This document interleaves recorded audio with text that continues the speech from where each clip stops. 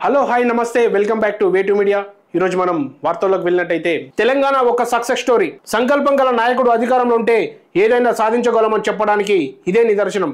ప్రపంచ అగ్రగామి ఐటీ సంస్థలకు గమ్యస్థానం ఐఐటిలో బెంగళూరును దాటి మొదటి స్థానానికి తలసరి ఆదాయంలో 14 నుంచి అగ్రస్థానానికి దేశంలోనే సక్సెస్ఫుల్ స్టార్టప్ రాష్ట్రంగా తెలంగాణ విజయాన్ని అంకెలతో కాకుండా ఆత్మ గౌరవానికి ప్రతిరూపంగా చూడాలి।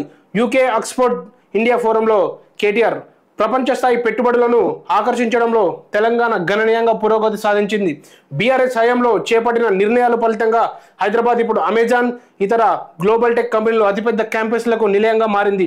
ప్రపంచంలోనే అతిపెద్ద ఎన్నో ఇన్నోవేషన్ క్యాంపస్ టీ హబ్స్ వేలాది స్టార్టప్లను ప్రోత్సహించింది। ప్రపంచంలోని 3వ వంతు టీకాలను ఉత్పత్తి చేస్తూ తెలంగాణ గ్లోబల్ ఫార్మాటికల్గా హబ్గా నిలిచిందని నిన్న కేటీఆర్ గారు వివరించారు। అలాగే యూకేలోని ఆక్స్ఫర్డ్ యూనివర్సిటీలో ఇండియా ఫోరం సదస్సుకు వెళ్తున్న కేటీఆర్ గారు ఈ విధంగా స్పందించారు।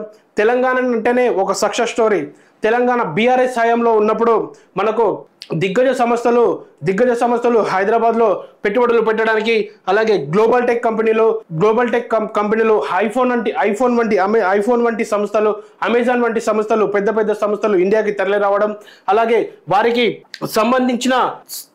సంబంధించిన స్థలాన్ని కూడా సేకరించడం బీఆర్ఎస్ హయాంలో అది సాధ్యమైందని, అలాగే 14 నుంచి అగ్రస్థానానికి చేరుకున్న హైదరాబాద్ ఆర్థిక వ్యవస్థ చాలా మెరుగుపడిందని బీఆర్ఎస్ హయాంలో అని నిన్న కేటీఆర్ గారు వివరించారు। అలాగే మన తెలంగాణ మొదటి స్థానంలో ఉండేలా అధికారులు చర్యలు తీసుకోవాలని, అలాగే మంచి సంస్థలు యువతకు ఉద్యోగాలు ఇప్పించేలా స్థాయికి ఎదగాలని మనస్ఫూర్తిగా కోరుకుంటున్నానని చెప్పి నిన్న మన తెలంగాణ ఐటీఎఫ్ మాజీ మంత్రి కేటీఆర్ గారు వివరించారు। అలాగే మరో మంచి న్యూస్తో నేను మీ ముందుకు వస్తా। ప్లీజ్ సబ్స్క్రైబ్ వేటు మీడియా। Thank you.